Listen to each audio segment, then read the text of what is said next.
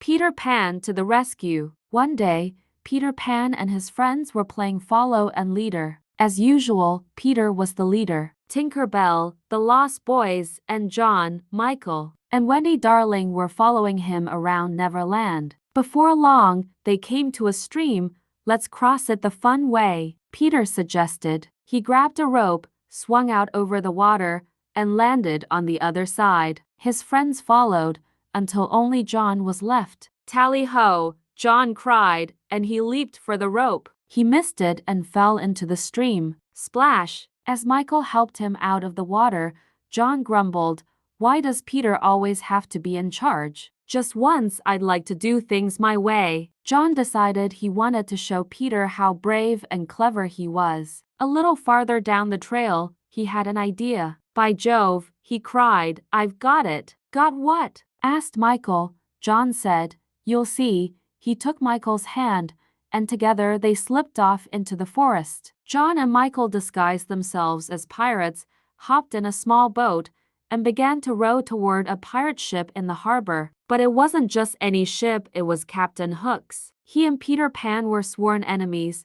"Where are we going?" asked Michael. "To spy on Captain Hook," John said excitedly. "We'll take the information back to Peter. As the boys reached Hook's ship, they heard a noise. "Tick-tock, what's that?" asked Michael. Just then, a pair of beady eyes poked up out of the water. It was the crocodile. Once, he'd swallowed an alarm clock, and now he always made a ticking sound. "Be careful," John warned. John and Michael climbed over the side of the ship carefully. John spotted two mops and a bucket. He whispered to his brother, "Pretend you're washing the deck." A moment later, Smee, the first mate, came around the corner. "Ahoy, mateys," he called. "Can't say that I remember you, but whoever you are, you're doing a fine job." When Smee was gone, John turned to Michael and said, "Come on, we've got some spying to do. I'm going to look for Hook." He found a telescope and climbed up the rigging.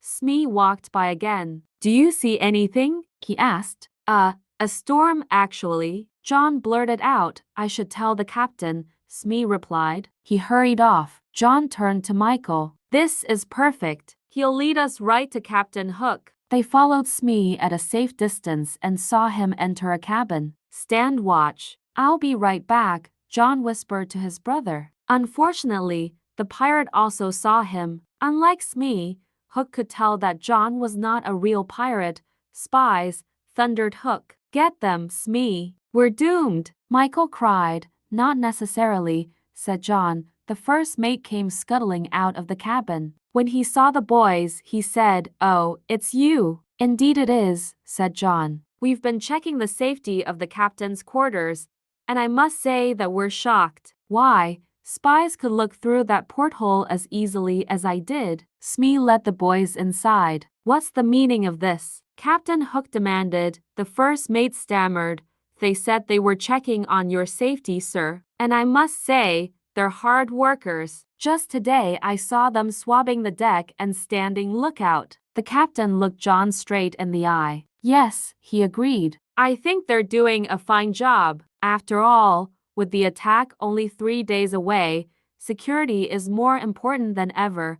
"Attack," said John. Hook said, "Yes, on Peter Pan's hideout." He turned to his first mate. "Release them, Smee. We've got work to do." As soon as the boys were outside, John whispered to Michael, "We have to warn Peter." Quickly, they climbed over the side of the ship and began rowing toward shore. Captain Hook laughed as he watched through his telescope. "They'll lead us straight to Pan," he said. Smee straightened his glasses and looked at Hook. "Why, you mean they really were spies?" "Of course," the pirate replied. "They're some of Pan's little friends. They don't know it yet, but now they are working for us." A short time later, John and Michael reached the shore. "My plan worked," John cried. "Wait till Peter hears." "Oh," Michael said. "I hear ticking, like a clock. Like a clock in a crocodile. Like a clock in a crocodile that follows Captain Hook." The boys looked at each other. "Hook," they said. "Run." They scrambled up a hill, with John leading the way. When John reached the top, he called, "This way, Michael." but there was no answer. Michael, John said, looking over his shoulder. Captain Hook was standing at the bottom of the hill. Beside him, two pirates had Michael in their clutches. Keep going, John, cried Michael. Don't stop. A few minutes later, John burst into Peter's hideout. Come quick, he yelled. Peter, Wendy, and the others gathered around him. John told them what had happened to Michael and that Hook was planning to attack. Peter shook his head. If Hook knew where I lived, why would he have followed you? I think it was a trick. He knew Michael and I weren't pirates? Asked John. I'm afraid so, Peter said. John groaned. I've made a terrible mess of things. Will you help? Sure, I've got a plan, Peter replied. Let's go. On the pirate ship, Smee tied Michael to a chair, while Hook tried to find out where the secret entrance to Peter's hideout was.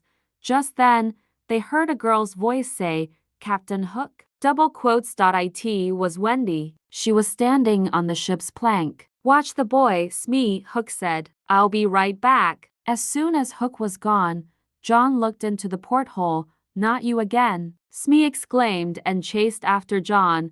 The lost boys hurried inside and untied Michael. Then they climbed down into a boat that was waiting below. When the boys were all safe, John opened his umbrella, leaped over the side of the ship, and floated down to join them. Then the lost boys cast off and headed for shore. Meanwhile, on the ship's plank, Captain Hook reached out to grab Wendy. Suddenly, a green blur streaked through the air and scooped her up. It was Peter Pan. Blast you, Pan, Hook cried. He lunged forward and fell overboard, snagging the plank with his hook. Smee, Hook cried as the crocodile circled below.